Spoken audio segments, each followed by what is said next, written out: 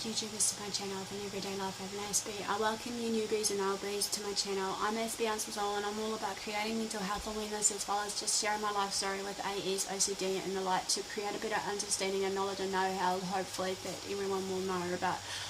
Right.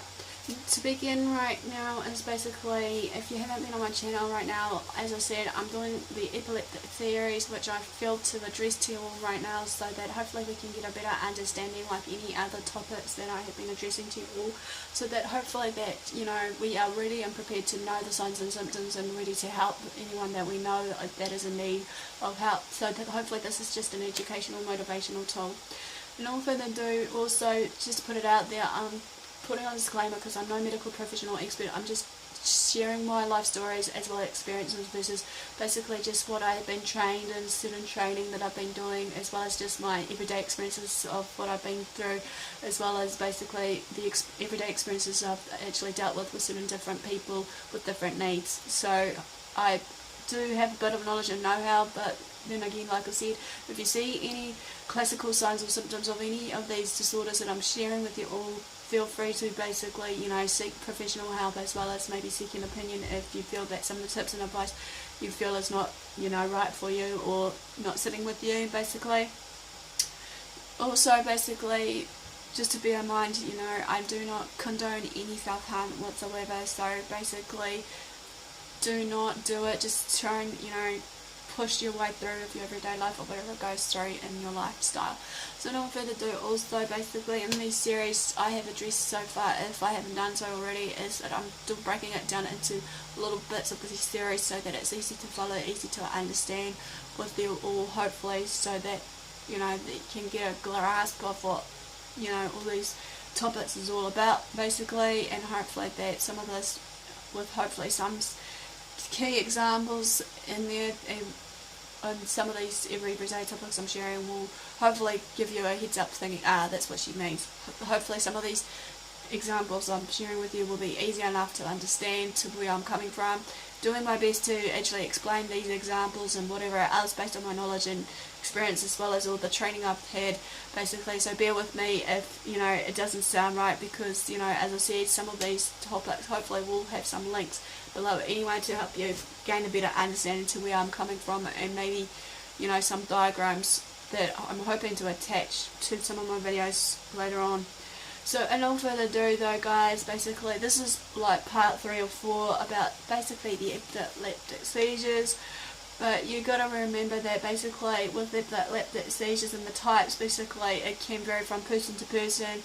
Basically also to just ones with the epilepsy versus the ones without, as I said before, because there has been so many misconceptions about what epileptic seizures are like or what have you, until someone said to me recently, you know, you won't know until you actually experience it yourself with the seizures and whatnot. So it's a fair deal of what they're saying there, but I can't, you know, express it enough there.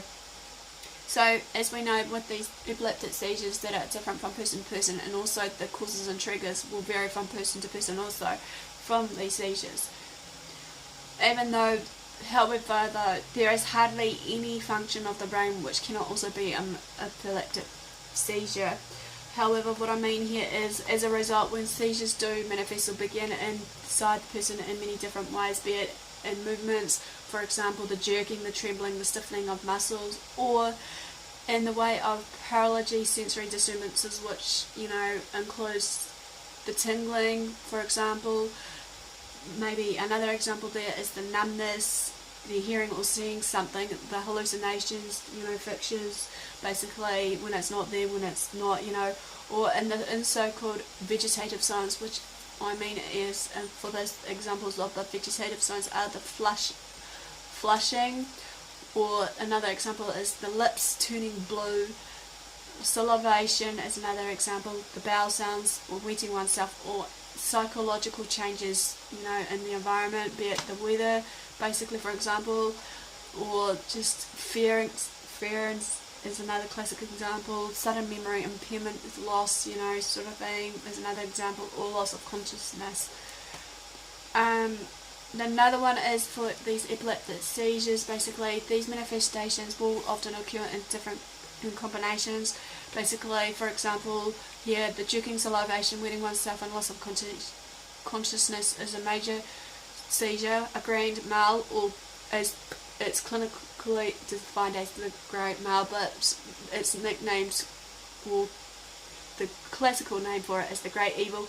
In the past, people differentiated between major seizures though and lesser seizures, which is the petite mal, which basically is known as the attacks, which manifest themselves in a short clouding of the consciousness or absence, which only lasts for a few single seconds, basically in a single jerk, which is known as the myoclonic, or in the so-called seizure twilight state. These seizures, many of them, may last for a few seconds in a single jerk, myoclonia, or in the so-called twilight state, as I said. These seizures, which also termed psychomotor or partial complex seizures, are characterized by a twilight state lasting between 30 seconds and up to maybe 3 minutes, during which stage the patient will then realize they're gazing into space and they're confused. Basically, they will display inappropriate behavior to us, like maybe, for example, chewing movements, fiddling with your hands, or running away are the classical examples there. Sometimes utters intangible but meaningless words or incomprehensible sounds. The Salem spasm is a special form of petite mal seizures, however, which occurs almost exclusively in infants and which is generally a pointer for severe type of epilepsy.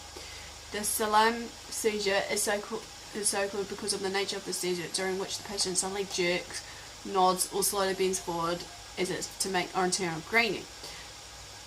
Okay, to bear in mind though today, however, many specialists no longer speak of grand mal and petite mal seizures for some reason, but obviously they talk more of the generalized and focal seizures, basically.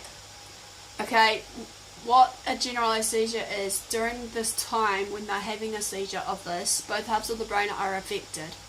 Simultaneously, this attack is influenced both sides of the body from the onset of the seizure. This does not necessarily mean the whole body is affected by the seizure, however, misconception there. What is probably important is the simultaneous nature of the attack from that onset of that seizure stage. The above mentioned grand mal seizures, absence and Salem seizures are all generalized seizures categorized into that one group. The focal seizures, however, of this type is in contrast attacks which is not only affects one side of the body or a certain part of the body. This in turn means that the brain only a certain part of the hemisphere is affected by the seizure. Examples of focal seizures, however, are one-sided grand mal seizures, or the one-sided jerking, stiffening of the body, or dysesthesia or psychomotor, partial complex seizures. Okay, basically that ends basically just a short overview of what the different types of seizures are, even though I'm going to address hopefully more in depth if you need it, basically so that you can know the clinical signs and symptoms under it, as well as basically what to look out for maybe in these different type epileptic seizures, which will be as part B on this. So give me the like, thumbs up for support and engagement, basically, and also basically feel free to comment below. Also feel free to follow me on Twitter, on Facebook, AspieAnswersAll. Feel free to also just, private message me on there if you need to, on AspieAnswersAll, to rant, rave, what have you. Also feel free to, share these videos around, as well as just, subbing to my channel if you haven't done so.